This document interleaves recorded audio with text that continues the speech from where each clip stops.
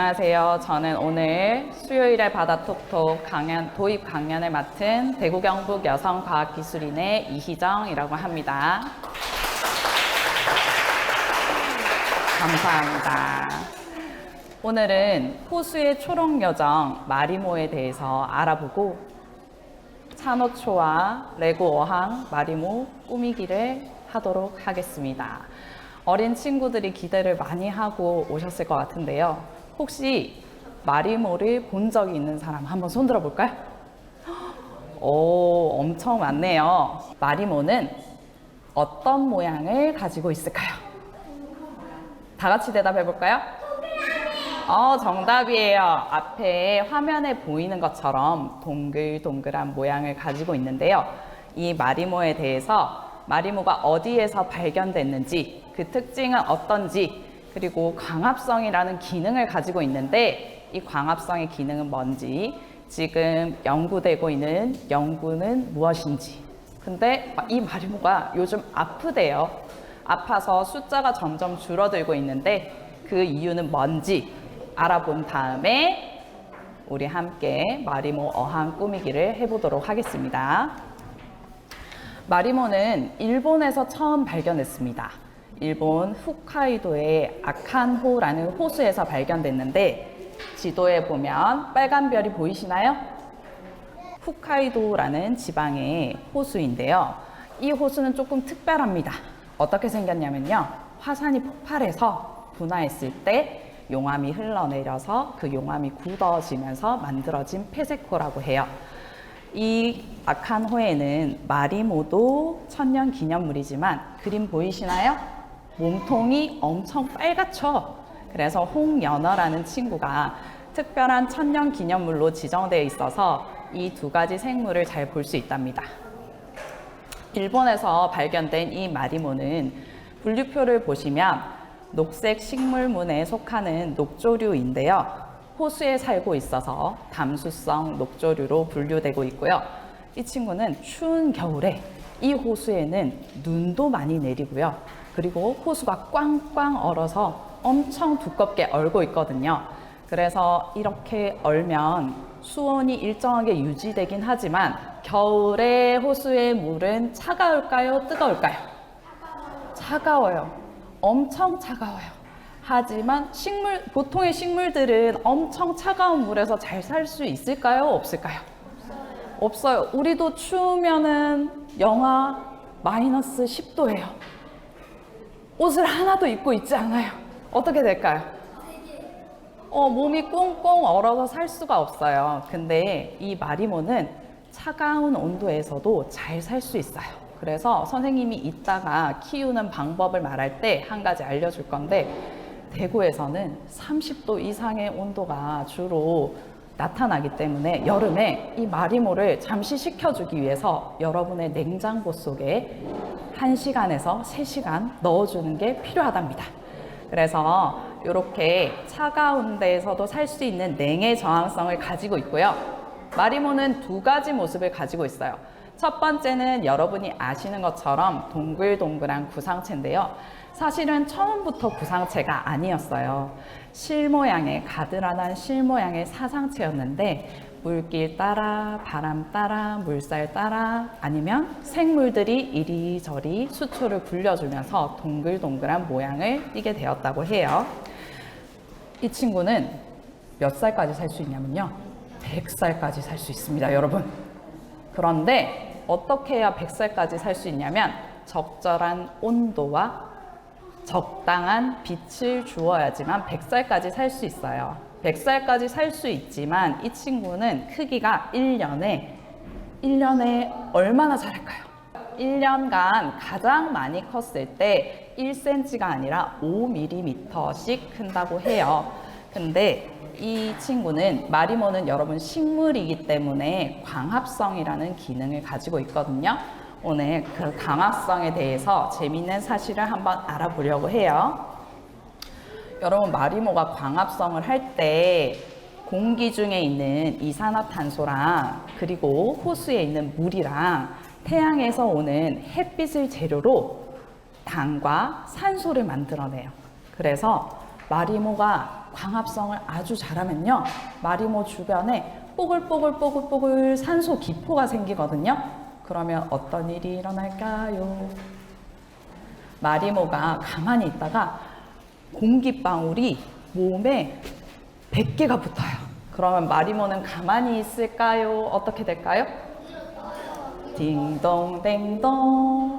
광합성을 잘하는 마리모는 공기방울 산소가 뽀글뽀글 생겨서 몸을 감싸게 되면 몸이 가벼워져서 위로 뜨는 현상을 나타나게 됩니다.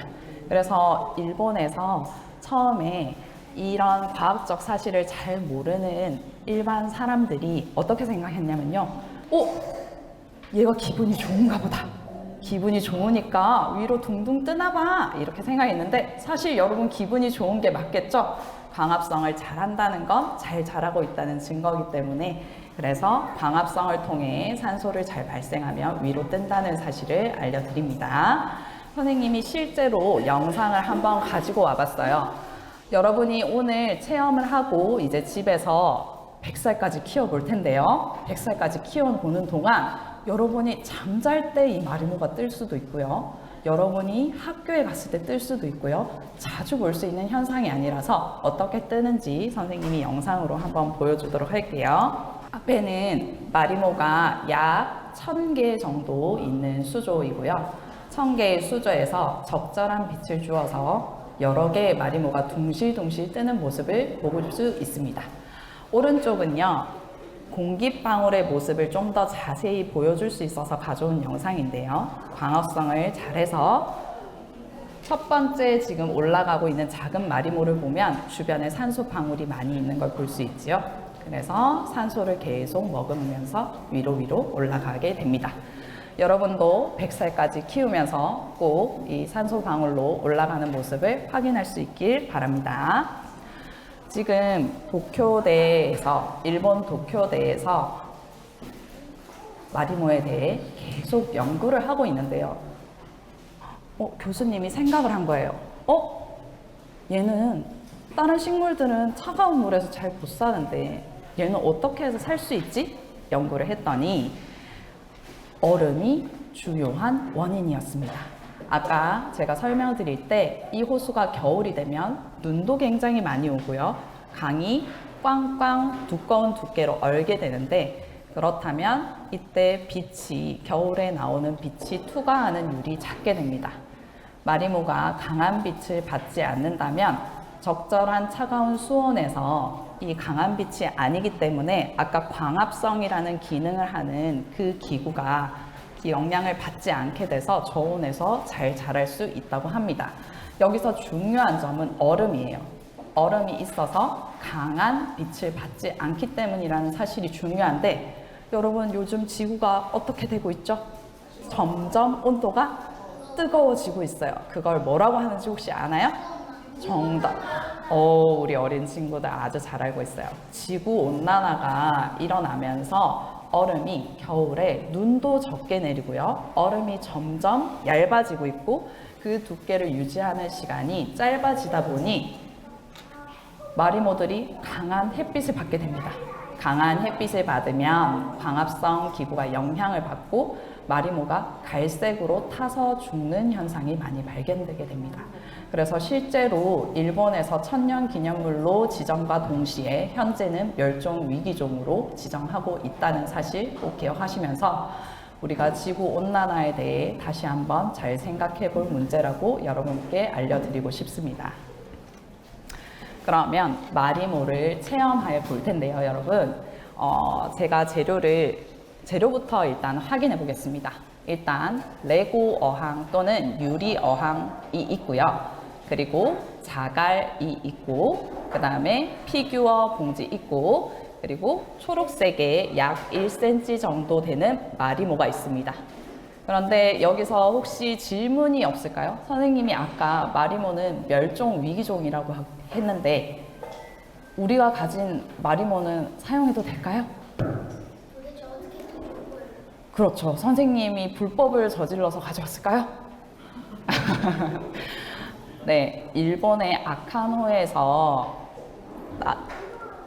자라고 있는 아이는 가져올 수 없고요. 불법입니다. 일본에서 유사하게 양식으로 재배하고 있는 것이 있습니다. 그래서 이거는 양식으로 재배한 마리모기 때문에 걱정하지 않으셔도 되고요. 이렇게 이제 준비가 됐으면 먼저 레고 유리이신 분들은 괜찮고요. 레고 어항을 가지신 분은 뚜껑을 열어주셔야 되는데 사진에서처럼 이렇게 분리가 됩니다. 플라스틱 네모 모양과 투명한 유리가 분리되는데 아이들이 하기 조금 힘들 수 있습니다. 어른분들도 빼내실 때 조금 힘드실 수 있는데 투명한 수조 부분을 잡고 당기시면 잘 열릴 거예요. 열어주시고요. 그러면 이제 수조에 자갈을 먼저 부어주도록 하겠습니다. 자갈 봉지를 여셔서 자갈을 평평하게 깔아주세요. 자갈을 평평하게 깔아주신 분들은 피규어가 아마 4가지 정도 들어있을 겁니다. 내가 원하는 대로 피규어를 꾸며주세요. 혹시 먼저 다 꾸미신 분들은 오늘 물을 넣지는 않을 겁니다.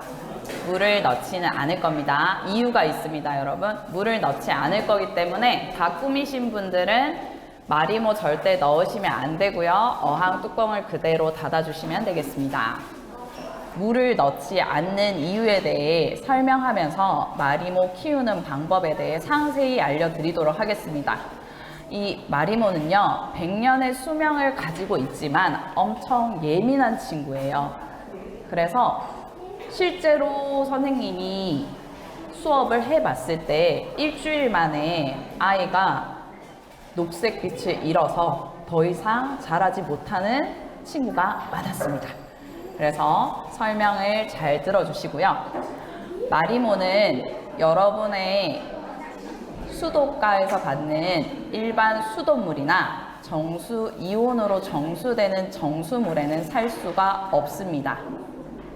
정수기 물고기를 키우실 때도 정수기 물은 바로 넣어도 되지 않을까라고 생각하시지만 생물에게 필요한 적절한 이온이 걸러져서 나오기 때문에 옳지 않은 방법입니다. 그래서 꼭 반드시 물고기 키우는 것과 같이 물을 하루 전에 받아서 24시간 두면 염소가 제거되거든요.